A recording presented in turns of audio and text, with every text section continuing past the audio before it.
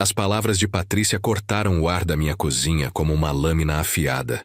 Ela estava ali, com seu vestido de noiva importado pendurado atrás dela, examinando as unhas recém-feitas enquanto soltava as palavras mais cruéis que eu já tinha ouvido na vida.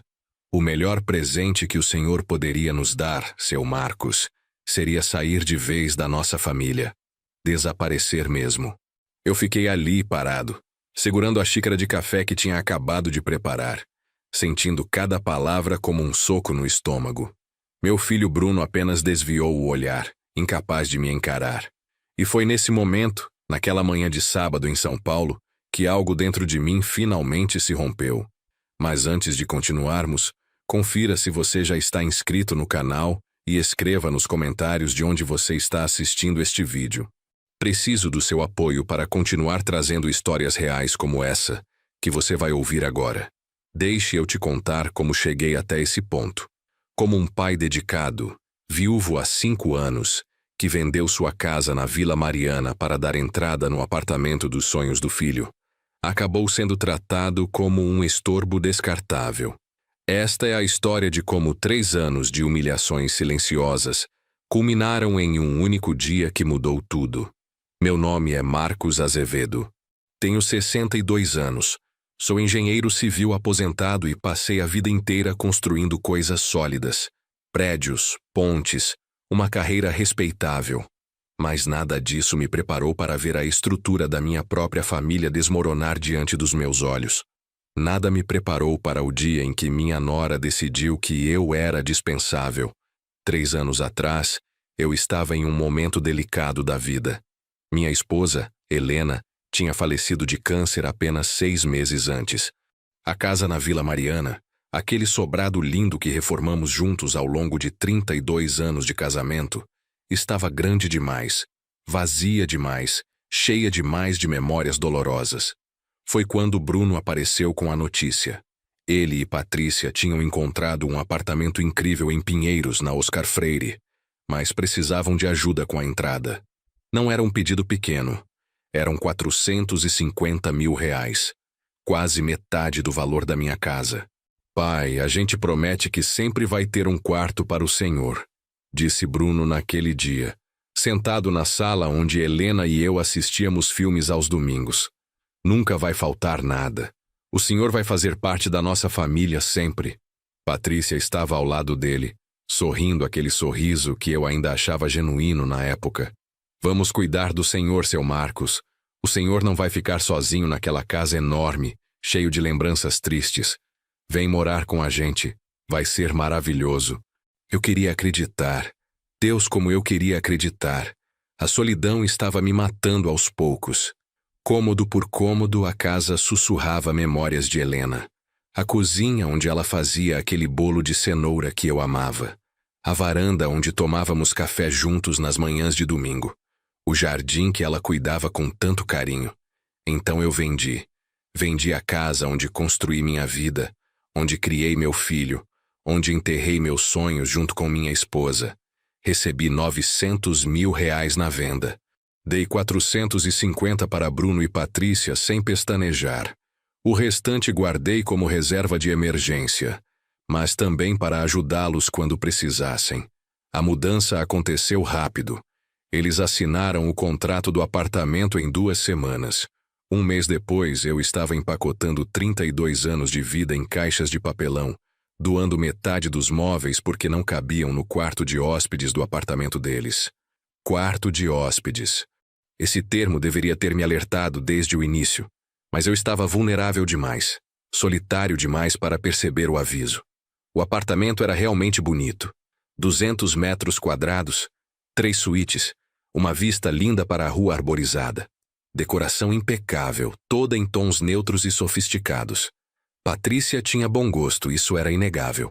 Ou melhor, ela sabia contratar bons decoradores. Meu quarto ficava no fundo do corredor, o menor dos 3 quartos. Não era a suíte principal, obviamente. Nem a segunda suíte, que Patrícia transformou em closet. Era o 3º quarto com um banheiro social compartilhado, mobiliado com as peças mais simples que encontraram em liquidação. É provisório, pai, Bruno me garantiu no dia da mudança. Quando a gente tiver uma condição melhor, fazemos uma reforma e deixamos tudo mais confortável para o Senhor. Nos primeiros meses, eu realmente tentei acreditar que estava tudo bem, que era apenas um período de adaptação, que eles estavam estressados com as prestações do apartamento, com os gastos da mudança, com o planejamento do casamento que já estava nos trilhos. Eu tentava ajudar. Acordava cedo e fazia café da manhã para todos. Mantinha a casa organizada enquanto eles trabalhavam. Fazia compras no mercado, pagava contas de luz e água sem que me pedissem, levava o carro deles para lavar e fazer revisão. Seu Marcos, o senhor não precisa fazer isso, Patrícia dizia. Mas o tom não era de gratidão. Era de leve irritação, como se minha presença, mesmo quando útil, fosse um incômodo. As primeiras farpas foram sutis. Comentários aparentemente inocentes que carregavam veneno disfarçado de preocupação. Seu Marcos, o senhor já tomou os remédios? Na sua idade, a gente tem que ter cuidado com o esquecimento. Eu tinha 62 anos, não 80. Minha memória estava perfeita. Pai, deixa eu dirigir. Você está ficando meio lento no trânsito de São Paulo. Bruno começou a dizer isso sempre que saíamos juntos. Mesmo que eu dirigisse há 40 anos sem um único acidente. Depois vieram as exclusões. Jantares em família que viravam jantares só para eles dois. Achamos que o senhor ia querer descansar, não chamamos. Passeios de fim de semana que aconteciam sem mim. É que o restaurante é muito badalado, muito barulho. Penei que não ia gostar. Eu comecei a me sentir invisível na casa que meu dinheiro tinha comprado. Como um móvel velho que ninguém tinha coragem de jogar fora, mas que também ninguém realmente queria por perto. O pior eram os comentários sobre dinheiro. Sempre velados, sempre disfarçados, mas constantes. Nossa, como está caro tudo. A prestação do apartamento está pesada. Ainda bem que a gente tem um bom controle financeiro, né, amor? Patrícia dizia olhando para Bruno. Nunca para mim. Mas quando precisavam de ajuda, eu era lembrado rapidamente. Pai, você pode dar uma ajuda com o condomínio esse mês? Está um pouco apertado. Seu Marcos, a geladeira quebrou, não tem como o senhor colaborar? Pai, preciso trocar os pneus do carro urgentemente. E eu dava. Sempre dava. R$ 1.000 aqui, 3.000 ali, 5.000 acolá. Achava que estava investindo na nossa relação, comprando um lugar na família. Agora entendo que estava apenas sendo explorado. A situação piorou quando começaram os preparativos para o casamento. Eles já moravam juntos há 4 anos, mas Patrícia queria fazer as coisas direito. Como ela dizia, queria uma cerimônia grande, sofisticada, digna de ser postada no Instagram dela. Desde o início, ficou implícito que eu bancaria boa parte. Pai, você é quem vai entregar a noiva, não é? Seria tão especial se pudesse contribuir com a festa também. Bruno tinha essa habilidade de transformar pedidos em chantagem emocional. As contas começaram a chegar. Primeiro foi o buffet. R$ 120 mil para 250 convidados na Casa Fasano. Mas é o melhor de São Paulo, pai. Só vem uma vez na vida. Depois o vestido. R$ 35 mil de uma estilista famosa. É importado, seu Marcos. Patrícia merece o melhor. A decoração era outros 40 mil. O fotógrafo e cinegrafista, 28 mil. A banda, 15 mil. O bar premium, 18 mil. As lembrancinhas personalizadas, 12 mil. Os convites em papel especial, 8 mil. A lista era interminável. No total, o casamento custaria R$ 280 mil. E, de alguma forma, a expectativa era que eu pagasse a maior parte. Os pais de Patrícia, donos de uma loja de móveis em Guarulhos, contribuiriam com 50 mil.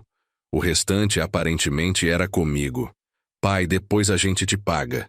Bruno prometia sempre, mas nunca havia um plano concreto, nunca um documento assinado, nunca um prazo estabelecido. Apenas palavras vazias flutuando no ar. Eu pagava porque queria ver meu filho feliz. Porque tinha medo de que, se recusasse, perderia o único membro da família que me restava. Porque ainda carregava a culpa de Helena, de não ter aproveitado mais o tempo com ela, de ter trabalhado demais, viajado demais, priorizado a carreira demais. Mas a cada pagamento, eu sentia minha dignidade sendo comprada e revendida a preços cada vez mais baixos. A cada cheque assinado, eu me tornava menos pai e mais patrocinador, menos família e mais financiador. 3 meses antes do casamento, as coisas deterioraram completamente. Patrícia começou a reclamar da minha presença de forma mais aberta. Seu Marcos, o senhor ronca muito à noite. Está atrapalhando meu sono. Meu quarto ficava no fim do corredor, longe do deles. Pai, você pode evitar usar a sala no horário que a gente chega do trabalho? A gente precisa de privacidade. Privacidade na sala de estar, que era espaço comum. Seu Marcos, o senhor está deixando a cozinha muito bagunçada. Eu lavava minha louça imediatamente após usar. Cada comentário era uma pequena humilhação. Cada crítica era uma forma de me lembrar que aquele não era meu lugar, que eu estava ali por tolerância deles, não por direito próprio. Mesmo tendo pago metade do apartamento, mesmo ajudando com as contas mensais, mesmo financiando o casamento dos sonhos deles, comecei a passar mais tempo fora de casa. Ia à biblioteca municipal, ficava no shopping, caminhava pela Praça Pôr do Sol. Qualquer coisa para evitar aquele ambiente tóxico que tinha se tornado minha moradia. Quando eu voltava, tentava ser o mais discreto possível, quase me desculpando por existir. Helena faria 60 anos naquele mês. Eu visitava o túmulo dela toda semana no cemitério São Paulo, e sempre terminava desabafando. Amor, não sei o que fazer. Nosso filho não é mais aquele menino que criamos. Ou talvez sempre tenha sido assim e eu não quis ver. Foi em uma dessas visitas que encontrei Dona Marta, uma senhora de 70 e poucos anos que também visitava o túmulo do marido. Conversamos brevemente, e ela me deu um conselho que ficou ecoando na minha cabeça. Senhor Marcos, família que não respeita não merece sacrifício. Amor não compra dignidade. Voltei para casa naquele dia pensando nas palavras dela. Entrei no apartamento silenciosamente, como tinha aprendido a fazer para não incomodar. Bruno e Patrícia estavam na cozinha, conversando baixo, mas a acústica do apartamento permitia que eu ouvisse tudo do corredor. Amor, sério, a gente precisa fazer alguma coisa sobre seu pai, Patrícia estava dizendo. Não aguento mais ter ele aqui em casa. Eu sei, amor, mas o que você quer que eu faça? Ele vendeu a casa dele para nos ajudar. Não posso simplesmente jogar ele na rua. Não estou falando de jogar na rua. Mas ele poderia alugar um apartamento menor, sabe? Viver a vida dele. A gente já é adulto, já está casando. Não precisamos de babá. Mas ele ajuda com as contas. E daí? Isso não dá o direito dele de monopolizar nosso espaço. Ontem ele estava vendo televisão na sala até às 10 da noite, Bruno. 10 da noite. A gente não tem privacidade nenhuma. O sangue subiu à minha cabeça. 10 da noite era tarde demais para assistir TV na sala? Monopolizar o espaço por estar presente na própria casa? Patrícia, você está sendo muito dura. Ele é meu pai. E eu vou ser sua esposa. Você precisa escolher prioridades. Ou seu pai entende o recado e se afasta um pouco, ou eu vou ter que deixar as coisas mais claras para ele. Eu me afastei silenciosamente. Entrei no meu quarto e fechei a porta. Sentei na cama. Aquela cama simples que eles tinham comprado em liquidação. E tentei processar o que tinha acabado de ouvir. Tentei encontrar alguma justificativa. Alguma forma de racionalizar o comportamento deles. Mas não havia justificativa. Eu tinha dado tudo. Literalmente tudo. E não era suficiente. Nunca seria suficiente porque o problema não era o que eu dava. Era quem eu era. Minha existência era o incômodo. Minha presença era o problema. Passei a noite em claro, fazendo contas mentalmente. 450 mil da entrada do apartamento. Mais uns 170 mil em ajudas diversas ao longo de 3 anos. Mais 230 mil que eu já tinha pago do casamento. No total, eu tinha investido 850 mil reais na vida deles. 850 mil reais que compraram exatamente 0 respeito, 0 consideração, 0 dignidade. Eu tinha comprado apenas o direito de ser tolerado em silêncio, de existir nas sombras, de não incomodar, Na manhã seguinte, sábado, véspera do casamento, fui o primeiro a acordar. Preparei café, fiz pão na chapa, espremi laranjas frescas. Era minha forma de tentar criar pontes, de buscar alguma aproximação, mesmo sabendo que era inútil. Bruno apareceu às 8, arrastando os pés, de bermuda e camiseta amassada. Bom dia, pai. O tom era automático, sem calor. Bom dia, filho. Quer café? Depois. Preciso ver umas coisas do casamento no celular. Patrícia desceu meia hora depois, impecável mesmo recém-acordada. Maquiagem leve, cabelo preso, roupa de ginástica de marca. Olhou para a mesa de café que eu tinha preparado e franziu o nariz. Seu Marcos, o senhor comprou pão integral? Eu só como integral. Desculpa, Patrícia. Não sabia. Posso ir ao mercado buscar. Deixa. Já perdi a fome mesmo. Ela pegou apenas um copo de água e foi para a sala. Eu engoli a humilhação em silêncio, como sempre fazia. Recolhi o café da mesa, joguei fora o pão que tinha feito com cuidado, lavei a louça. Enquanto limpava, escutava os dois conversando sobre os últimos preparativos. Em nenhum momento fui incluído na conversa. Às 10 da manhã, tocaram a campainha. Era a manicure, vindo fazer as unhas de Patrícia em casa, para ficar tudo perfeito para amanhã. Ela explicou a ninguém em particular. Depois chegou a maquiadora para um teste de maquiagem. Depois a cabeleireira para testar penteados. A casa virou um salão de beleza. Eu me refugiei no meu quarto, tentando ficar fora do caminho. Mas mesmo ali, as vozes chegavam altas e animadas. Risos, música, celebração. Uma festa pré-casamento, da qual eu estava excluído, mesmo estando a poucos metros de distância. Ao meio-dia, Bruno bateu na minha porta. Pai, a gente vai precisar da sala das 3 às 6. Vão vir as madrinhas para ajudar Patrícia com não sei o quê. Você pode dar uma volta ou ficar no quarto? Claro, filho, sem problema. Eu saí. Almocei sozinho em um restaurante por quilo na Vila Madalena.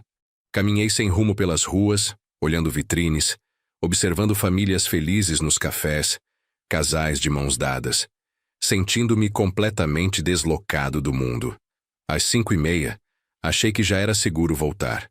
Entrei no apartamento discretamente. As madrinhas ainda estavam lá, um grupo de 5 mulheres elegantes bebendo champanhe na sala. Tentei passar direto para o meu quarto, mas Patrícia me chamou. Seu Marcos, o senhor pode nos trazer mais gelo da cozinha? Não foi um pedido. Foi uma ordem. Como se eu fosse staff contratado para servir a festa dela. Respirei fundo, fui à cozinha, peguei o gelo, levei para a sala. As amigas de Patrícia mal olharam para mim. Eu era invisível. Apenas o velho que trazia gelo. Voltei para o quarto e liguei para meu irmão, Antônio, que mora em Campinas. Desabafei tudo. Ele escutou em silêncio e finalmente disse: Marcos, você precisa tomar uma atitude. Isso não é vida. Mas e o casamento? É amanhã. Não posso criar um problema agora. Você já criou problema. Criou problema ao deixar que tratassem você assim durante 3 anos sem reagir. Ele tinha razão. Eu sabia que tinha razão. Mas o que eu podia fazer a menos de 24 horas do casamento? Estragar o dia do meu filho? Causar um escândalo?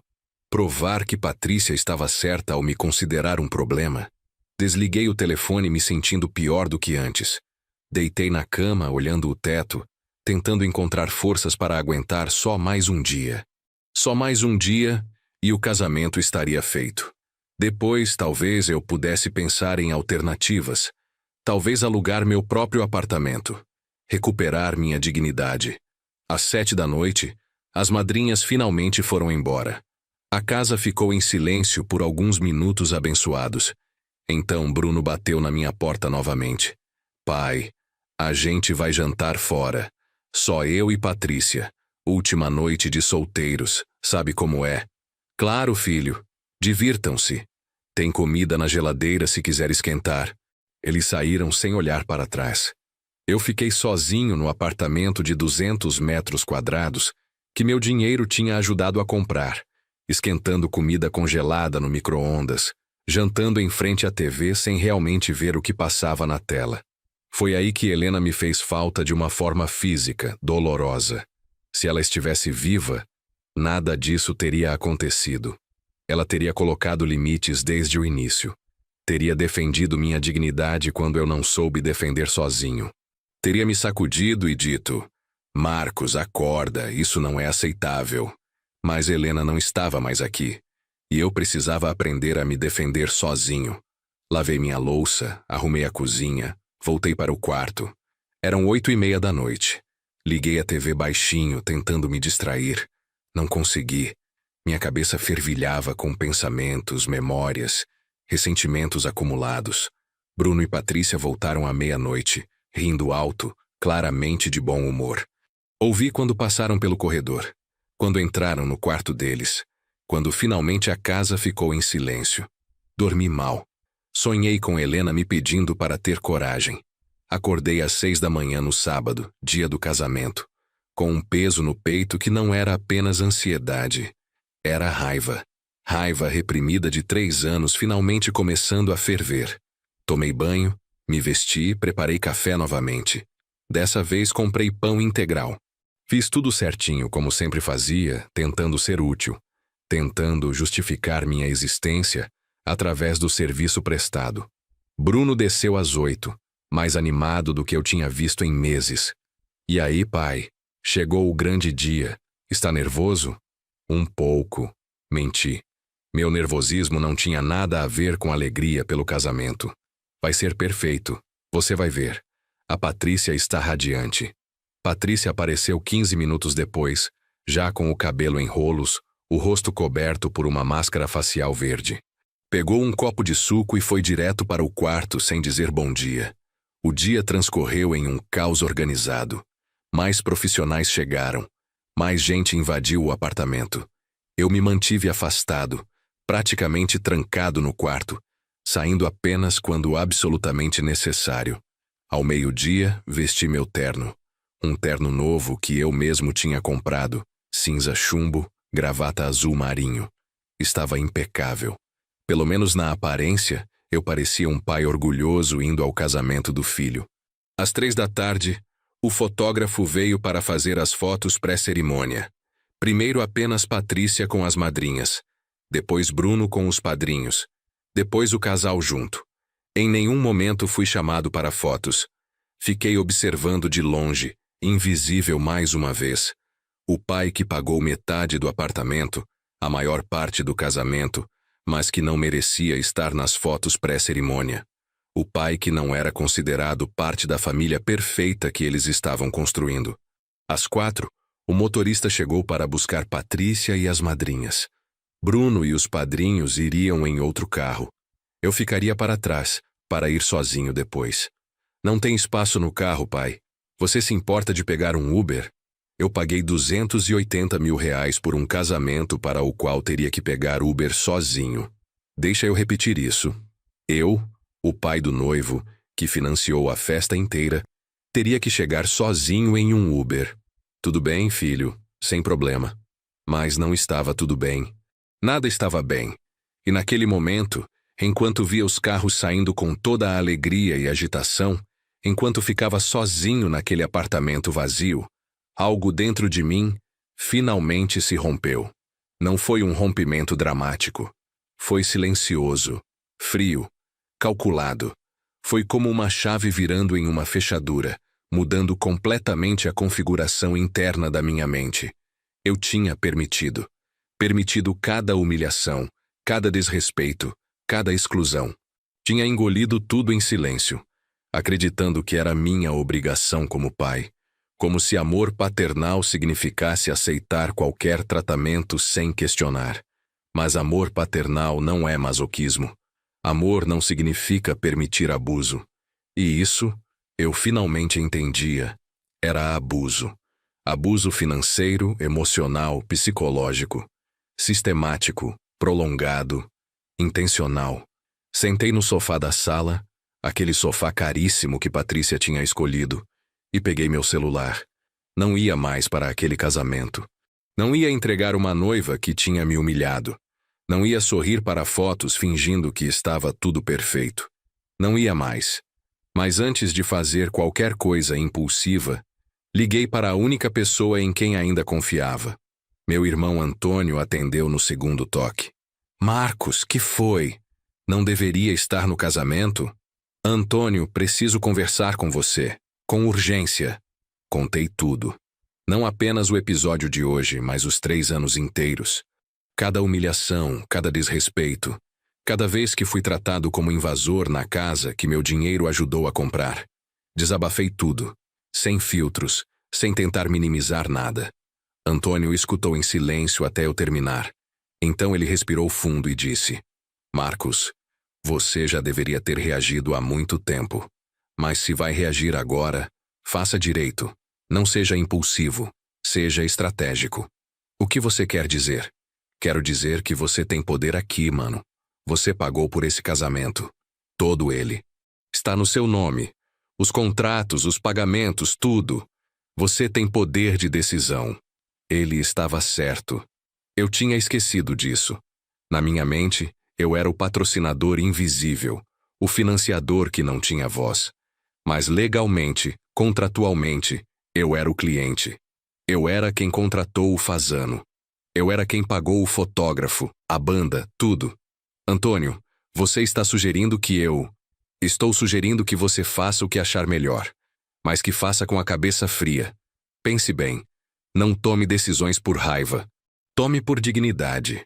Desliguei e fiquei sentado no silêncio do apartamento vazio. Olhei ao redor. Tudo ali tinha meu dinheiro envolvido. O piso de madeira envernizado, o lustre importado, os eletrodomésticos de última geração na cozinha. Tudo pago ou subsidiado por mim. E mesmo assim eu era tratado como hóspede indesejado, como peso morto, como problema a ser resolvido. Peguei meu celular novamente e busquei nos contatos o número da doutora Beatriz Lemos, a advogada que tinha cuidado do inventário de Helena. Uma mulher inteligente, direta, que não aceitava enrolação. Ela atendeu surpresa. Seu Marcos, tudo bem? Não esperava sua ligação num sábado. Doutora Beatriz, preciso de uma consulta urgente. Sobre documentos financeiros. Sobre a entrada que dei no apartamento do meu filho. Você tem os papéis? Tenho, guardei tudo. Transferências bancárias, recibos, tudo documentado.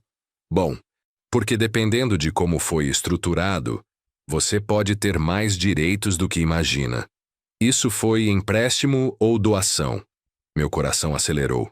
Como assim? Quando você deu o dinheiro, assinou algum documento dizendo que era doação? Ou foi apenas transferência bancária com o combinado verbal de que seria ajuda? Pensei cuidadosamente. Não tinha assinado nada. Bruno tinha apenas me pedido ajuda. Eu transferi o dinheiro direto da minha conta para a construtora, a pedido dele. Não houve documentação legal de doação. Não assinei nada dizendo que era doação. Então, tecnicamente pode ser considerado empréstimo. Ou, dependendo de como foi feito o contrato com a construtora, você pode até ter participação na propriedade. Como assim? Se você pagou diretamente à construtora e seu nome está nos documentos de pagamento, você pode ser considerado comprador parcial. Teria que verificar a escritura, mas é possível que você tenha direitos sobre o imóvel. Minha cabeça girou. Em 3 anos nunca tinha pensado nisso. Nunca tinha questionado. Apenas assumi que dar dinheiro ao filho significava abrir mão de qualquer direito sobre ele. Doutora Beatriz, você pode verificar isso para mim? Urgentemente. Marcos, é sábado à tarde. Os cartórios estão fechados. Mas na segunda-feira, 1ª hora, eu puxo a escritura do imóvel e vejo a situação. E o casamento? Eu financiei tudo. R$ 280 mil. Todos os contratos estão no meu nome, no meu CPF, pagos com meu dinheiro. Então você é o contratante. Tem total poder de decisão sobre os serviços. Pode cancelar se quiser. Mas Marcos, ela hesitou. Você tem certeza de que quer fazer isso? É o casamento do seu filho. É o casamento para o qual eu não tive permissão nem para ir no mesmo carro, doutora Beatriz. É o casamento em que a noiva me disse hoje de manhã que o melhor presente seria eu desaparecer da família. Então sim, tenho certeza. Houve um silêncio do outro lado da linha. Então ela suspirou. Entendo, nesse caso você está no seu direito. Todos os contratos estão no seu nome. Você é o cliente. Pode cancelar quando quiser. Mas prepare-se para as consequências. Seu filho não vai reagir bem. Eu sei, mas preciso fazer isso pela minha dignidade. Então faça. E na segunda-feira a gente conversa sobre o apartamento. Tenho a sensação de que você vai ter algumas surpresas positivas. Desliguei o telefone e respirei fundo. Eram 4h45. O casamento começaria às 7 da noite na Casa Fasano. Eu tinha pouco mais de 2 horas para fazer o que precisava fazer. Primeira ligação. Casa Fasano. Minha mão tremia enquanto discava. Boa tarde, Casa Fasano. Marina falando. Boa tarde, Marina. Aqui é Marcos Azevedo. Sou o contratante da festa de casamento que acontece hoje à noite. Cerimônia às 19 horas. Ah, sim, senhor Marcos. Está tudo pronto. A equipe já está finalizando os preparativos. Vai ficar lindo. Pois é sobre isso que preciso falar. Infelizmente preciso cancelar. O silêncio do outro lado foi absoluto. Depois, cancelar? Mas, senhor, faltam 2 horas para começar. Os convidados já devem estar a caminho. Eu entendo que é em cima da hora. Mas o contrato está no meu nome, correto? Sim, senhor. Pagamento integral já foi efetuado há 3 semanas. Então estou exercendo meu direito de cancelar. Sei que não terei reembolso dado o prazo, e aceito isso. Mas preciso que cancelem todos os serviços. Buffet, decoração, banda, tudo. Senhor Marcos, a voz dela estava cheia de desespero. Tem 250 convidados esperando. A noiva deve estar se arrumando agora. Isso vai causar um enorme transtorno. Eu sei. E lamento pelos transtornos causados a vocês, de verdade. Mas a decisão está tomada. O Senhor tem certeza absoluta? Porque depois que eu comunicar à equipe, não tem mais volta. Pensei em Patrícia me dizendo para desaparecer. Pensei em Bruno me pedindo para sair de casa porque eu atrapalhava a privacidade deles. Pensei em 3 anos de humilhações silenciosas.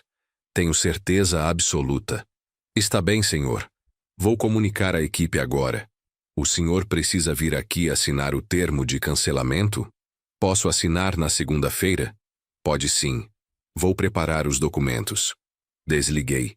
Primeira parte feita. Minhas mãos suavam.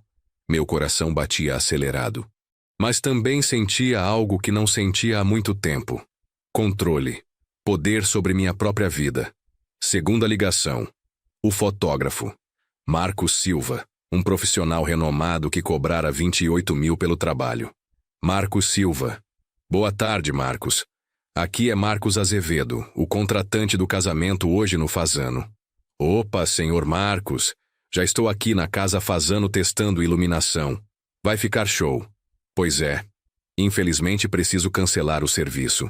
Como assim cancelar? O casamento é daqui a pouco. Houve uma mudança de planos. Não haverá mais casamento hoje. Você pode guardar o equipamento. Mas, senhor, eu bloqueei minha agenda inteira. Recusei outros trabalhos. Tenho uma equipe de 4 pessoas aqui. Eu sei e vou honrar o pagamento. Já foi tudo pago, você pode guardar o dinheiro. Mas não haverá trabalho hoje. Ele ficou em silêncio processando.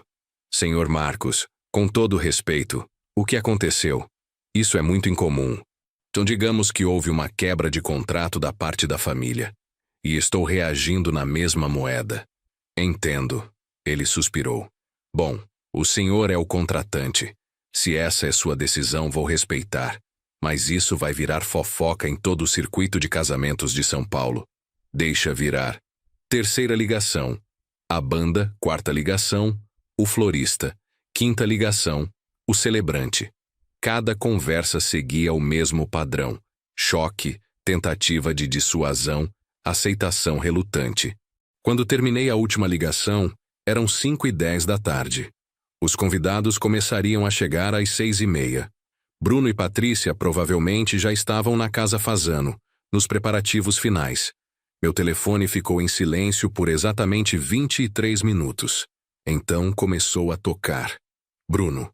Deixei tocar até ir para o correio de voz. Tocou novamente. Novamente. Novamente. 7 chamadas seguidas.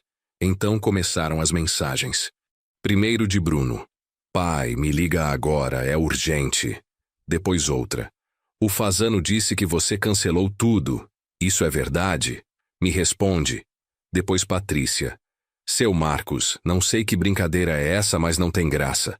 A gente tem convidados chegando. Mais mensagens. Mais ligações. O telefone não parava de vibrar. Ignorei todas. Peguei uma cerveja na geladeira, sentei no sofá da sala, liguei a TV e esperei. Às 6 horas em ponto, a porta do apartamento se escancarou. Bruno entrou como um furacão, ainda de terno, o rosto vermelho de raiva e desespero. Patrícia vinha atrás, com o cabelo e maquiagem já prontos, mas ainda de roupas normais, não de vestido de noiva. Que porra foi essa que você fez? Bruno gritou, algo que ele nunca tinha feito comigo na vida. Eu bebi um gole da cerveja calmamente. Boa noite, filho. Boa noite, Patrícia. Não brinca comigo. Você cancelou nosso casamento? Cancelei a festa que eu estava pagando. Vocês ainda podem casar. Podem ir no cartório na segunda-feira. Ou fazer uma cerimônia simples. Só não vão ter a festa de R$280 mil. Patrícia estava branca como papel. Não acredito que você fez isso. Os convidados... Meus pais já estão chegando. As madrinhas. Pois é, imagino que seja bem constrangedor. Quase tão constrangedor quanto ser expulso da própria casa na véspera do casamento. Ninguém te expulsou. Bruno estava à beira de um ataque. Você está ficando louco, senil. Não, filho. Senil eu estava nos últimos 3 anos, aceitando ser tratado como um estorvo na casa que meu dinheiro comprou. Sua casa. Essa é nossa casa. É? Então me diz, quem pagou 450 mil da entrada? Quem paga metade das contas todo mês? Quem bancou toda a mobília da cozinha? Mas isso foram presentes. Você deu de livre e espontânea vontade. Eu me levantei, encarando meu filho nos olhos. Dei. Dei porque achei que estava investindo em família. Mas família cuida, respeita, inclui. Vocês me trataram como um empregado inconveniente durante 3 anos. E hoje, Patrícia me disse que o melhor presente seria eu desaparecer da vida de vocês. Patrícia recuou, como se tivesse levado um tapa. Eu não quis dizer daquele jeito. Não? Então de que jeito você quis dizer quando falou que eu deveria sumir da família de vocês? Eu estava estressada. É véspera de casamento. E o Bruno pedindo para eu sair de casa no horário que vocês chegam do trabalho? E você reclamando que eu assisto TV até às 10 da noite? E os comentários sobre minha idade, minha memória, minha forma de dirigir? Tudo estresse de casamento também? Bruno passou as mãos no cabelo desesperado. Pai, a gente pode ter exagerado algumas vezes, mas isso não justifica destruir nosso casamento. Eu não destruí nada. Apenas retirei meu patrocínio. Vocês podem casar quando quiserem. Apenas não será no meu dinheiro. Mas os convidados, 250 pessoas. O que a gente vai dizer? Vocês vão dizer a verdade.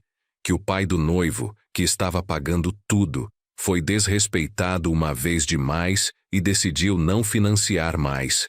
Patrícia começou a chorar. Não aquele choro delicado de novela. Era um choro de pânico. De quem acabou de ver seu mundo perfeito desmoronar. Meus pais, minhas amigas... Todo mundo já sabe. Todo mundo está chegando. Pois é. Deve ser horrível sentir vergonha na frente de todo mundo. Quase tão horrível quanto sentir vergonha de ser considerado um problema pela família. Bruno pegou o celular. Eu vou processar você. Isso é sabotagem. É exercício dos meus direitos contratuais como contratante e pagador de todos os serviços. Pode ligar para quantos advogados quiser, filho. Eu já falei com o meu. A ficha finalmente caiu. Bruno ficou pálido. Você planejou isso? Planejei? Não. Reagi? Sim. Hoje de tarde, quando fui colocado para pegar Uber sozinho para o casamento que paguei, algo dentro de mim finalmente acordou. Patrícia caiu sentada no sofá, a cabeça entre as mãos. Isso não está acontecendo. Não está acontecendo. O telefone dela começou a tocar. Ela olhou a tela e fechou os olhos. É minha mãe. O que eu vou dizer? A verdade já sugeri. Ela não atendeu. O telefone de Bruno também começou a tocar. Os padrinhos, as madrinhas, os convidados chegando na casa Fasano e descobrindo que não haveria casamento. Pai, por favor. Bruno sentou na minha frente, as mãos em prece. Por favor, eu imploro, liga lá e desfaz isso. A gente conversa, a gente resolve, mas por favor não faz isso com a gente. Agora você quer conversar? Interessante. Nos últimos 3 anos, quantas conversas reais tivemos, filho? Quantas vezes você perguntou como eu estava? Como era minha vida? O que eu sentia? Ele abriu a boca. Fechou. Não tinha resposta. Vocês me trataram como ATM ambulante. Saca dinheiro e ignora o resto. E quando o ATM tinha sentimentos, era problema. Quando o ATM precisava de respeito, era chato. Quando o ATM queria ser tratado como família, era invasivo. A gente vai mudar, prometo, juro por Deus que a gente muda. Bruno, vocês vão mudar porque foram forçados, não porque entenderam. E isso não é mudança real. É só mais manipulação para conseguir o que querem. Patrícia levantou a cabeça, os olhos vermelhos. Então é isso? Você vai acabar com a gente assim? Humilhar a gente na frente de todo mundo? Eu não comecei essa humilhação, Patrícia. Vocês sim. Durante 3 anos. Eu apenas estou devolvendo em um único dia. Ela se levantou tremendo de raiva. Você é um velho rancoroso e amargo. Não admira que sua esposa morreu e te deixou sozinho. O silêncio que se seguiu foi absoluto. Bruno ficou pálido. Patrícia, pelo amor de Deus. Mas ela não parou. É isso que você é. Um velho sozinho que não tem mais ninguém e quer estragar a felicidade dos outros porque não tem a sua. Levantei devagar. Coloquei a cerveja na mesa. Olhei para Patrícia nos olhos. Você acabou de me dar mais uma razão para ter certeza de que tomei a decisão certa. Obrigado pela confirmação. Vai se ferrar, seu velho desgraçado. Patrícia! Bruno a segurou pelo braço. Não, ele merece ouvir. 3 anos aguentando ele aqui em casa, tendo que aturar, tendo que fingir que gostava da presença dele, sendo educada, sendo boazinha. E é assim que ele paga. Patrícia, para. Bruno estava desesperado agora, percebendo que ela estava destruindo qualquer chance de reverter a situação. Não vou parar. Eu sempre achei ele um estorvo, desde o primeiro dia. Aceitei ele aqui porque você insistiu, porque a gente precisava do dinheiro dele. Mas nunca quis ele aqui. Cada palavra era uma facada. Mas era também uma libertação. A máscara tinha caído completamente. O verniz de civilidade tinha rachado. E embaixo, a verdade que eu já sabia, mas me recusava a aceitar. Bruno, você está ouvindo isso? Perguntei calmamente. Sua futura esposa acabou de admitir que só me tolerou pelo meu dinheiro. Bruno estava dividido. Eu podia ver. Parte dele queria me defender. A outra parte, provavelmente a maior, estava em pânico com o casamento cancelado. Pai, ela não está falando sério.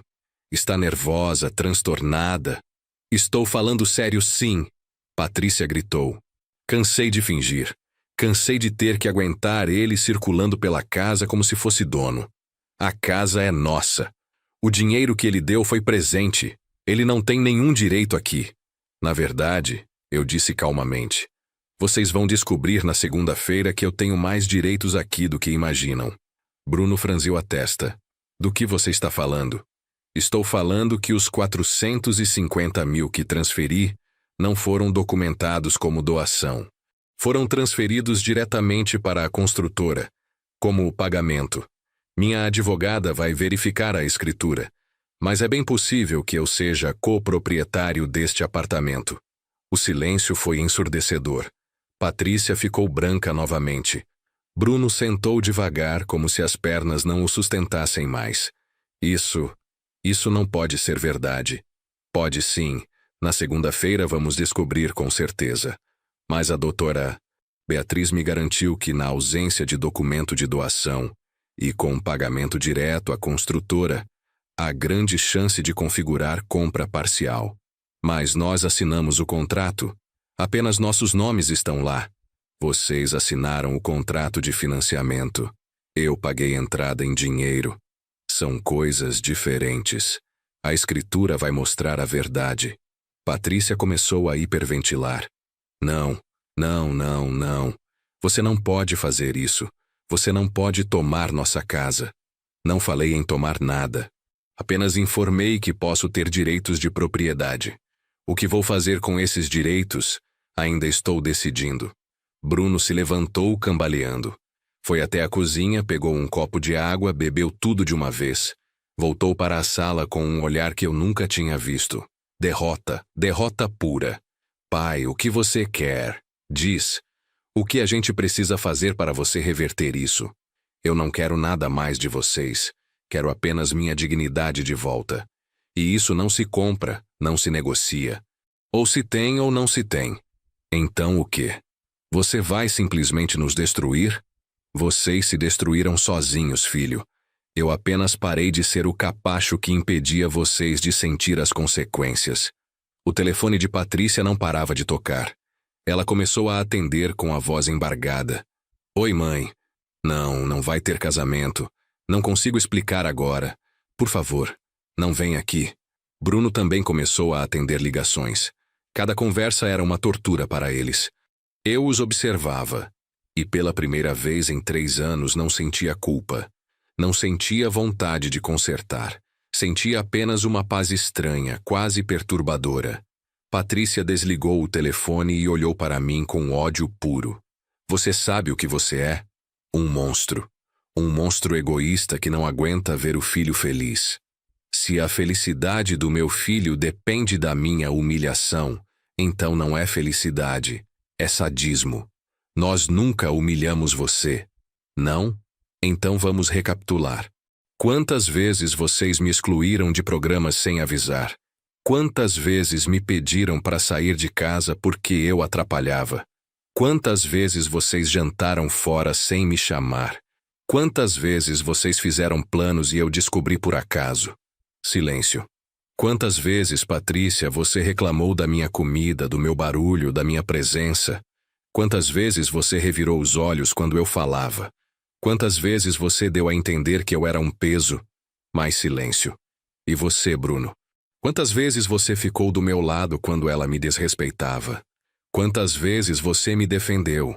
Quantas vezes você agiu como filho, ao invés de agir como marido obediente? Bruno não conseguia me olhar nos olhos. Então não venham com esse discurso de que nunca me humilharam. Vocês me humilharam sistemática e deliberadamente durante 3 anos. E eu engoli tudo, porque tinha medo de ficar sozinho, porque ainda estava de luto, porque queria acreditar que família era para sempre. Peguei minha cerveja novamente e terminei. Mas família para sempre não significa aceitar abuso para sempre. Aprendi isso tarde, mas aprendi. Patrícia deixou o celular cair no sofá e saiu correndo para o quarto. Escutamos a porta bater. Bruno ficou ali, parado no meio da sala, perdido. Pai, pelo menos me diz quanto. Quanto você quer para desfazer isso? Não é sobre dinheiro, Bruno. Então é sobre o quê? Vingança. É sobre respeito. Algo que dinheiro não compra. Mas você está nos castigando. Está nos humilhando na frente de todo mundo. Exatamente o que vocês fizeram comigo. Com a diferença que eu fiz em um dia, vocês fizeram em 3 anos. Ele caiu sentado no chão, as costas contra a parede, a cabeça entre as mãos. Meu filho, minha única família, sentado ali, destruído, por consequência das próprias ações. Parte de mim queria ceder, queria abraçá-lo, dizer que estava tudo bem, ligar para o Fazano e reverter tudo. A parte que ainda era pai, que ainda lembrava do menininho que criava sozinho depois do trabalho, enquanto Helena fazia faculdade à noite. Mas a outra parte, a parte que tinha sido pisoteada durante 3 anos, sabia que ceder agora seria suicídio emocional. Seria voltar ao ciclo. Eles pediriam desculpas, prometeriam mudanças e em 2 meses estaria tudo igual. Ou pior. Bruno, vou sair agora. Vou para um hotel. Vou ficar lá alguns dias enquanto decido meus próximos passos. Ele levantou a cabeça. Você vai embora? Vou, não posso mais ficar aqui e vocês deixaram bem claro que não me querem aqui. Pai. Não. Na segunda-feira minha advogada vai verificar a situação do apartamento. Dependendo do que descobrirmos, vamos ter uma conversa sobre como proceder. Até lá, sugiro que vocês também procurem um advogado. Fui para o quarto, peguei uma mala e comecei a jogar roupas dentro. Bruno apareceu na porta. Você não precisa ir. A gente pode conversar. Resolver isso. 3 anos, Bruno. 3 anos eu tentei conversar, tentei me fazer presente, tentei ser útil. E em resposta, fui sistematicamente excluído, diminuído e humilhado. Não há conversa que conserte 3 anos de desrespeito. Eu não percebi que estava tão ruim assim para você. Parei de arrumar a mala e olhei para ele. E isso não é pior ainda? Que você estava tão alheio, tão pouco interessado na minha vida que não percebeu? Ele não tinha resposta. Fechei a mala, peguei meus documentos, meu notebook, meu carregador. Olhei ao redor do quarto que tinha sido minha casa por 3 anos. Um quarto pequeno, com móveis baratos, sem personalidade. Um quarto que nunca foi realmente meu. Passei por Bruno na porta. Ele não tentou me impedir. Na sala olhei uma última vez para o apartamento. Tudo que meu dinheiro tinha comprado, mas que nunca foi meu lar. Bruno, quando você tiver filhos um dia, lembra dessa conversa. Lembra que generosidade não é fraqueza, que amor paternal não é obrigação de aceitar desrespeito, e que família se constrói com respeito mútuo, não com exploração. Saí do apartamento, desci de elevador, peguei meu carro na garagem, e pela primeira vez em 3 anos senti que estava realmente livre. Dirigi até um hotel na região da Paulista, o Mercure, nada muito luxuoso, mas confortável. Fiz check-in, subi para o quarto, deitei na cama e simplesmente respirei. Meu telefone não parava de tocar. Bruno. Patrícia. Números desconhecidos que provavelmente eram parentes deles. Desliguei o aparelho. Precisava de silêncio. Tomei um banho longo, pedi serviço de quarto, um hambúrguer simples e batata frita e liguei a TV. Um filme qualquer da Globo que nem prestei atenção. Apenas precisava de barulho de fundo para não ficar sozinho com meus pensamentos. Será que tinha feito a coisa certa? Será que tinha exagerado? Será que deveria ter tentado mais uma conversa antes de partir para medidas drásticas? Essas dúvidas me perseguiram a noite inteira. Dormi mal, acordei várias vezes, com o coração acelerado, revivendo a cena da tarde. O rosto de desespero de Bruno. Os gritos de Patrícia. O caos que eu tinha causado. Mas então lembrava. Lembrava da cara dela quando disse que o melhor presente seria eu desaparecer. Lembrava de 3 anos de exclusão sistemática. Lembrava de cada vez que fui tratado como problema, como estorvo, como peso. E as dúvidas diminuíam. Não desapareciam completamente.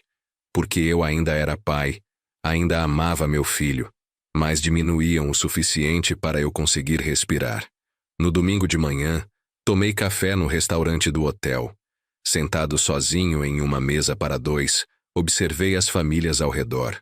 Casais com filhos pequenos, grupos de amigos, pessoas sozinhas como eu. Pensei em Helena. O que ela diria sobre tudo isso? Provavelmente me daria um tapa na cabeça por ter demorado 3 anos para reagir. Helena nunca aceitou desrespeito. Tinha um limite claro e bem definido, e quem cruzava sabia das consequências. Eu sempre fui mais flexível, mais tolerante, mais disposto a relevar pequenas ofensas em nome da harmonia. Mas harmonia construída sobre desrespeito não é harmonia, é submissão. Liguei o celular. 57 chamadas perdidas, 32 mensagens. Abri apenas as de Bruno. Pai, por favor, liga para mim. A Patrícia está em crise, tomou calmante, precisamos conversar. Os pais dela estão aqui, estão furiosos. Dizem que vão processar você. Pai, eu imploro, me dá uma chance de consertar isso.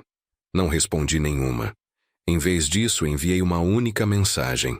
Segunda-feira às 14 horas no escritório da doutora Beatriz Lemos. Venham preparados com advogado se quiserem. Endereço: Rua Augusta 2400, 12º andar. A resposta veio em segundos. Vou estar lá. Passei o domingo inteiro no hotel. Caminhei pela Avenida Paulista, entrei na Livraria Cultura, comprei 2 livros que não tinha intenção de ler. Almocei sozinho em um restaurante japonês. Assisti ao pôr do sol na janela do quarto. Era estranho sentir paz em meio ao caos que eu tinha criado. Mas era exatamente isso que eu sentia. Paz. Pela primeira vez em 3 anos, não precisava medir minhas palavras, controlar meus movimentos, justificar minha existência. Na segunda-feira de manhã, acordei cedo. Vesti um terno, tomei café reforçado, revisei mentalmente todos os documentos que tinha trazido. Transferências bancárias, recibos, comprovantes. 3 anos de ajuda financeira meticulosamente documentada. Cheguei no escritório da doutora Beatriz às 13h30. Ela me recebeu com um sorriso profissional, mas eu via a curiosidade nos olhos dela. Seu Marcos conseguia a escritura do apartamento. Ela abriu uma pasta sobre a mesa. E tenho novidades. Meu coração acelerou. Boas ou ruins? Depende da perspectiva. Para você, excelentes. Para seu filho, complicadas. Ela girou o documento para que eu pudesse ver. A entrada do apartamento foi de R$450 mil, paga diretamente à construtora. O nome no comprovante de pagamento é o seu. O contrato de financiamento está no nome do Bruno e da Patrícia, mas a entrada está vinculada ao seu CPF. E isso significa? Significa que você é, legalmente, coproprietário do imóvel. Você pagou 40% do valor total do apartamento. Segundo o Código Civil, você tem direito proporcional sobre o bem. Deixei isso assentar. 40% de um apartamento que valia hoje cerca de R$1.100.000. Mais de R$400 mil em patrimônio. E o que eu posso fazer com isso? 3 opções. 1. Exigir que eles comprem sua parte pelo valor de mercado atual. 2. Forçar a venda do apartamento e dividir os lucros proporcionalmente. 3. Formalizar sua copropriedade e passar a ter direitos sobre o imóvel, incluindo decisões sobre venda, reforma, locação, tudo. Às 14 horas em ponto, a secretária da doutora Beatriz anunciou a chegada de Bruno e Patrícia. Eles entraram, visivelmente abalados. Patrícia estava sem maquiagem, olheiras profundas, roupas simples. Bruno tinha o rosto fechado, tenso. Vieram acompanhados de um homem de terno cinza que se apresentou como o Dr. Rodrigo Mendes, advogado deles. Boa tarde a todos. Doutora Beatriz conduziu a reunião. Vamos direto ao ponto. Marcos, quer começar? Respirei fundo. Bruno, Patrícia, vocês me trataram durante 3 anos como um estorbo na casa que meu dinheiro ajudou a comprar. Vocês me excluíram, me humilharam, me fizeram sentir invisível. E, quando finalmente expressei minha dor, vocês me disseram para desaparecer. Patrícia começou a falar, mas o advogado dela tocou seu braço, pedindo silêncio. Eu reagi cancelando um casamento que estava financiando integralmente. R$280 mil que eu gastei em uma festa para pessoas que me desprezam. Agora, estamos aqui para discutir a situação do apartamento. Doutora Beatriz empurrou a escritura pela mesa. Como podem ver, Marcos é coproprietário legal do imóvel. Ele pagou 40% do valor total através da entrada. Isso lhe confere direitos sobre a propriedade. O Dr. Rodrigo examinou os documentos cuidadosamente. Sua expressão foi mudando de confiante para preocupada conforme lia. Isso está correto. O pagamento está vinculado ao CPF do Sr. Marcos. Não há documento de doação. Bruno ficou pálido. Mas, pai, você disse que era para nos ajudar, que era um presente. Eu disse que queria ajudar. Nunca disse que era doação. Nunca assinamos nada nesse sentido. E legalmente, ajuda financeira sem documento formal de doação pode ser considerada empréstimo ou, neste caso, copropriedade. Patrícia explodiu. Isso é armação. Você planejou isso desde o início. Não planejei nada. Simplesmente nunca formalizamos. E sabe por quê? Porque eu confiava. Confiava que meu filho me trataria com respeito, que seria tratado como família. Estava errado. Então o que você quer? Dr. Rodrigo foi direto ao ponto. Qual é sua proposta? Olhei para meu filho. Para aquele homem de 43 anos que eu criei sozinho por anos enquanto Helena trabalhava e estudava. O menino que eu levava no colo, que eu ensinava matemática, que eu consolava quando sofria bullying na escola. E olhei para Patrícia, a mulher que entrou na nossa família há 7 anos e, aos poucos, construiu um muro entre mim e meu filho. Não sozinha, Bruno teve participação ativa. Mas ela tinha sido a arquiteta principal. Minha proposta é a seguinte: vocês têm 90 dias para me comprarem. 440 mil reais, que é o valor de mercado da minha parte hoje. Podem parcelar em até 12 vezes sem juros, ou pagar à vista com 10% de desconto. Se não conseguirem, o apartamento vai à venda e dividimos o lucro proporcionalmente. 440 mil? Patrícia praticamente gritou. Você não pode estar falando sério. Estou falando seríssimo. É um valor justo de mercado. Inclusive, estou sendo generoso ao permitir parcelamento sem juros. Dr. Rodrigo fez alguns cálculos rápidos. Parcelado em 12 vezes, seriam aproximadamente 36 mil reais por mês. Durante um ano. É impossível! Bruno passou as mãos no cabelo. A gente não tem como pagar isso. A prestação do apartamento já é pesada. Então, sugiro que comecem a pensar na opção de venda. Respondi calmamente. Você quer nos deixar na rua? A voz de Patrícia era venenosa. Não.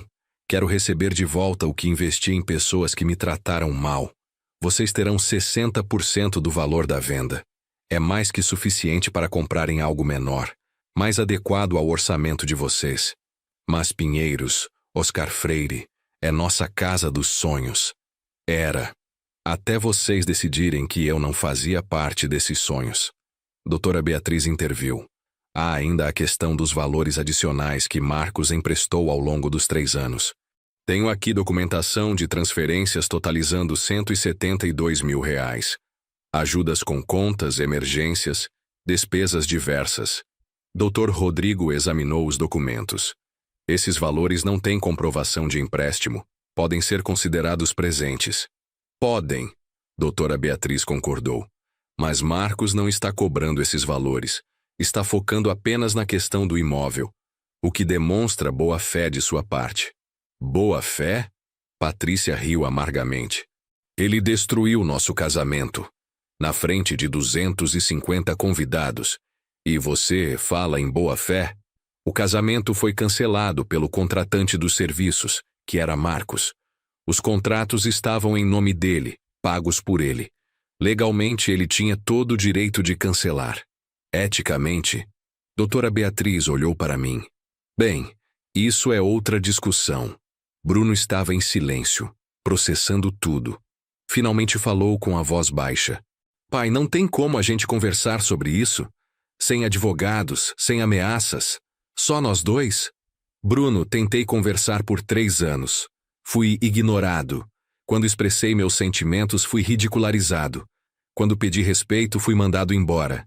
Agora a conversa é esta. Legal, formal, com testemunhas. Mas eu sou seu filho. E eu sou seu pai. Isso deveria significar alguma coisa. Deveria significar respeito, consideração, amor. Mas durante 3 anos, a única coisa que significou foi acesso ao meu dinheiro. O silêncio na sala era pesado. Dr. Rodrigo quebrou o clima. Precisamos de um tempo para analisar as opções. Podemos remarcar para a próxima semana. Podem ter o tempo que precisarem dentro dos 90 dias. Respondi. Mas o prazo começa a contar a partir de hoje. Turburui. Beatriz vai enviar a notificação formal ainda hoje. Patrícia se levantou bruscamente. Vamos, Bruno. Não vou ficar aqui ouvindo isso. Bruno hesitou, olhando para mim. Por um momento, vi o menino que ele foi. Vulnerável, confuso, precisando de orientação. Pai, a gente realmente não pode conversar? Podemos, mas a situação legal não muda. Mesmo se conversarmos, mesmo se houver desculpas, os 90 dias continuam correndo. Vocês precisam decidir. Ou me compram, ou vendemos. Eles saíram. A porta fechou atrás deles e eu finalmente consegui respirar. Doutora Beatriz me serviu um copo d'água. E isso foi pesado. Como está se sentindo? Honestamente, não sei. Parece que acabei de cortar um membro fora. Dói, mas era necessário para salvar o resto do corpo. É uma analogia perturbadoramente precisa. Ela sorriu tristemente. Marcos, posso dar uma opinião pessoal, não profissional? Por favor. Você fez a coisa certa. Estabeleceu limites. Mas prepare-se. Eles vão tentar manipular você emocionalmente. Vão usar culpa, chantagem afetiva, todo tipo de argumento. Você precisa se manter firme. Eu sei, e estou preparado. Acho. Saí do escritório e voltei para o hotel. Meu celular começou a tocar no caminho. Números desconhecidos. Provavelmente parentes de Patrícia ou Bruno tentando me convencer a reconsiderar. Ignorei todos. No quarto do hotel, sentei na cama e deixei a realidade do que tinha feito me atingir completamente. Tinha essencialmente declarado guerra ao meu próprio filho. Tinha colocado ele contra a parede financeiramente. Tinha destruído o casamento dele na frente de toda a família e amigos. Era muita coisa. Pesada demais para processar de uma vez. Mas então lembrei de 3 anos de solidão naquele apartamento. De jantares sozinho enquanto ouvia risos na sala, de ser excluído sistematicamente, de me sentir um fantasma na própria casa. E lembrei das palavras de Patrícia. O melhor presente seria você desaparecer da nossa família. Não. Eu tinha feito a coisa certa. Doía, mas era certo. Nos dias seguintes, estabeleci uma rotina. Acordava cedo, tomava café no hotel, caminhava pela Paulista. Visitava museus, cinemas, lugares que não frequentava há anos. Redescobri São Paulo como turista na própria cidade. E comecei a frequentar um grupo de apoio para pessoas da terceira idade no centro comunitário próximo ao hotel. Lá conheci outras histórias semelhantes à minha. Pais explorados por filhos. Idosos solitários buscando comunidade. Pessoas reconstruindo vidas após perdas. Seu Osvaldo tinha 70 anos e uma história quase idêntica. Vendi minha casa em Santo André para ajudar minha filha. 3 anos depois, ela me colocou em um asilo barato e ficou com o resto do dinheiro. Nunca mais me visitou. Dona Célia tinha 68. Cuidei dos meus netos durante 10 anos, enquanto minha filha trabalhava. Quando eles cresceram e não precisavam mais de mim, fui descartada. Nem nas festas de aniversário deles sou convidada. Histórias dolorosas, mas também libertadoras. Não estava sozinho. Não era o único que tinha sido usado e descartado pela própria família.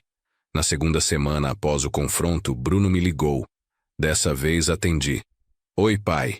Oi, filho. Um silêncio desconfortável. Depois, a gente conversou com o banco. Não aprovam um empréstimo suficiente para te comprar. Nosso crédito está comprometido. Entendo. E os pais da Patrícia não têm como ajudar. A loja deles está com problemas financeiros. Sinto muito por isso. Outro silêncio. Então, acho que não tem jeito. Vamos ter que vender o apartamento. Esperava sentir satisfação. Vitória. Mas só senti um vazio estranho. Tudo bem, doutora Beatriz pode cuidar dos trâmites. Pai, Ele hesitou. Eu queria dizer que talvez você estivesse certo. Sobre algumas coisas. Algumas? Muitas. A maioria. Ele suspirou. A Patrícia e eu conversamos muito essa semana. E percebemos que realmente tratamos você mal. Muito mal. Perceberam? Ou só estão dizendo isso porque estão perdendo o apartamento? As duas coisas, para ser sincero. Pelo menos ele foi honesto. Mas mesmo que não estivéssemos perdendo nada, eu precisava admitir. Fui um filho horrível, pai. Senti um aperto no peito. Bruno. Não, deixa eu falar. Eu fui horrível. Deixei a Patrícia te tratar mal. Pior, eu mesmo te tratei mal. Te excluí. Te ignorei. Só lembrava que você existia quando precisava de dinheiro. E isso é imperdoável. Não é imperdoável. É humano. Errado. Mas humano. Como você consegue ser generoso mesmo agora? Porque você ainda é meu filho, Bruno. Mesmo com tudo que aconteceu, mesmo com toda a dor, você ainda é meu filho. Isso não muda. Ouvi um soluço do outro lado. Meu filho estava chorando. Eu sinto muito, pai. Tanto, tanto. Eu não sei como consertar isso. Talvez não conserte. Talvez apenas aprenda e não repita. A Patrícia também quer falar com você. Pedir desculpas de verdade, não aquelas desculpas falsas de quando estava desesperada. Bruno, eu aceito as desculpas de vocês, mas isso não muda a situação legal. O apartamento ainda precisa ser vendido. Eu ainda preciso receber minha parte. As consequências ainda existem. Eu sei. Eu entendo. Só queria que você soubesse que as desculpas são reais. Não estamos tentando manipular você. Depois que desligamos, fiquei sentado no quarto do hotel por horas. Parte de mim queria acreditar. Queria desesperadamente acreditar que a mudança era real, que as desculpas eram genuínas. Mas doutora Beatriz tinha me alertado, e eu tinha visto esse padrão antes. Pessoas só mudam quando não têm mais opções, quando as consequências se tornam reais demais para ignorar. A verdadeira prova seria o que aconteceria depois da venda do apartamento, depois de receberem o dinheiro deles. Eles manteriam contato? Continuariam pedindo desculpas? Ou voltariam a me ignorar assim que não precisassem mais negociar comigo? 2 semanas depois, o apartamento foi colocado à venda. Um imóvel bonito em Pinheiros, na Oscar Freire, não fica muito tempo no mercado. Em 10 dias tínhamos 3 propostas acima do valor pedido.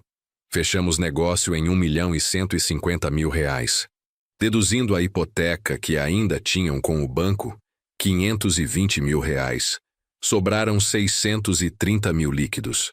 Minha parte, R$252.000.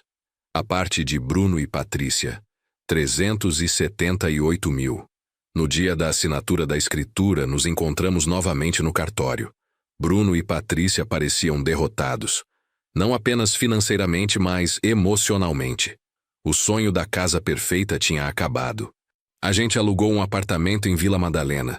Bruno me contou enquanto esperávamos o tabelião.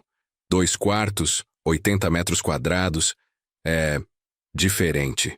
Diferente como? Menor, mais simples. Mas honestamente, está sendo bom. Menos pressão, menos cobrança para manter as aparências. Patrícia, que tinha ficado em silêncio até então, finalmente falou. Seu Marcos, eu queria mesmo pedir desculpas. De verdade. Pelo que eu disse sobre você desaparecer. Sobre sua esposa. Foram as piores coisas que eu já disse na vida e me arrependo todos os dias. Olhei para ela. Seus olhos estavam vermelhos, mas não de raiva. De algo que parecia genuíno remorso.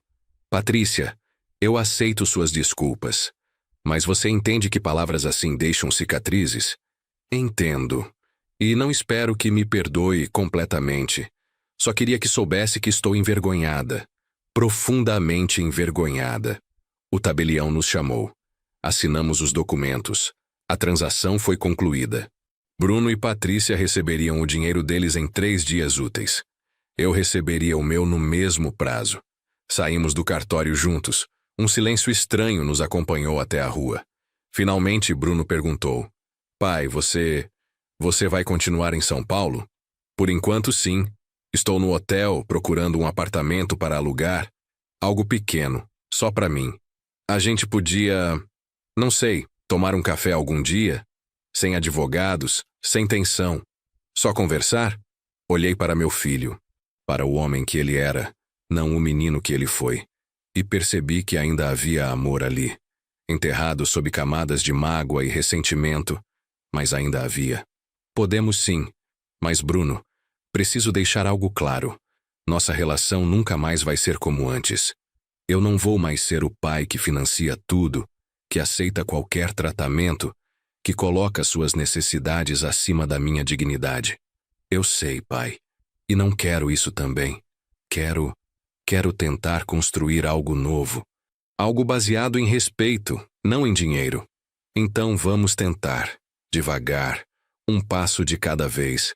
Nos despedimos ali. Eles foram para um lado, eu para outro. Não houve abraços. Não houve grandes declarações emocionais. Apenas um aceno de cabeça e um, até breve, sussurrado. Com o dinheiro da venda, aluguei um apartamento confortável em Perdizes.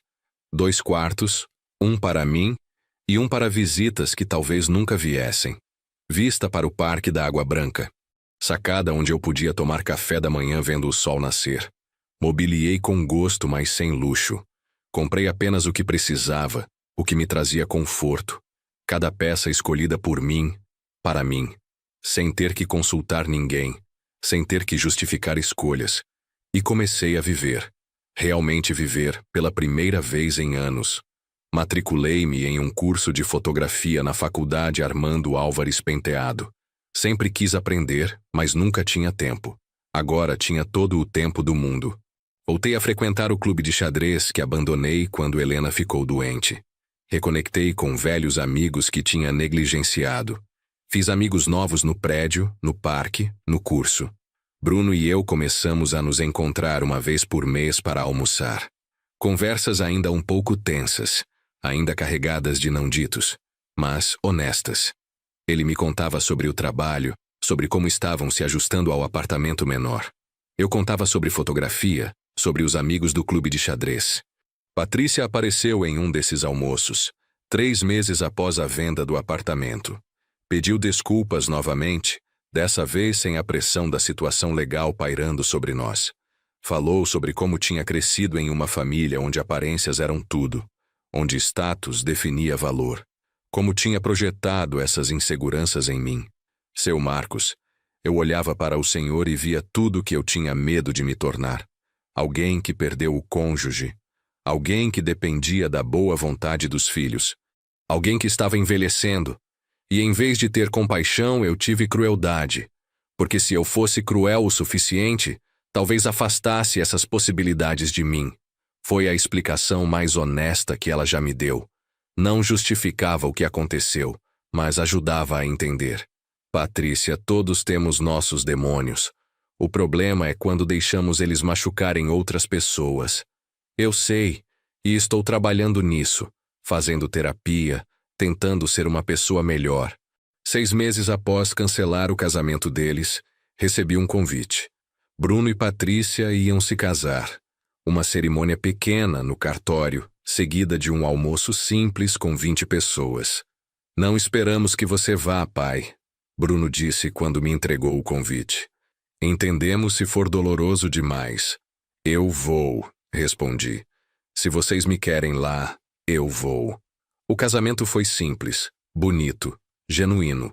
Patrícia usou um vestido branco discreto, não aquele vestido de R$35 mil. Bruno estava nervoso, mas feliz. Verdadeiramente feliz. E quando me pediram para fazer um brinde no almoço, levantei minha taça e disse: a família. Não a família perfeita das aparências, mas a família real das segundas chances. A família que erra, que machuca, mas que também aprende e cresce. Que vocês construam um casamento baseado em respeito mútuo, em honestidade, e que nunca esqueçam que amor verdadeiro inclui limites saudáveis. Hoje, 1 ano após cancelar aquele casamento de luxo, minha vida é completamente diferente. Não moro com meu filho. Não financo o estilo de vida dele. Não sou o pai que resolve todos os problemas com dinheiro. Mas tenho algo melhor. Dignidade. Respeito. Uma relação com meu filho que, embora ainda em processo de cura, é baseada em verdade e não em conveniência financeira. Bruno me liga toda semana. Não para pedir dinheiro, mas para conversar. Para me contar sobre o dia dele. Para pedir conselhos sobre trabalho, sobre vida, sobre relacionamento. Patrícia também mudou. Voltou a trabalhar, conseguiu um emprego em marketing. Tem sua própria renda, sua própria identidade fora de ser esposa de. E trata-me com respeito genuíno, não aquela educação falsa de antes. Aprendi que às vezes o maior ato de amor é dizer não. É estabelecer limites. É recusar-se a ser explorado, mesmo quando a exploração vem disfarçada de necessidade familiar. Se você está assistindo isso e se identifica com minha história, deixe seu comentário. Conte de onde você está nos assistindo. E lembre-se, nunca é tarde para recuperar sua dignidade. Nunca é tarde para dizer basta. Obrigado por me acompanhar até aqui.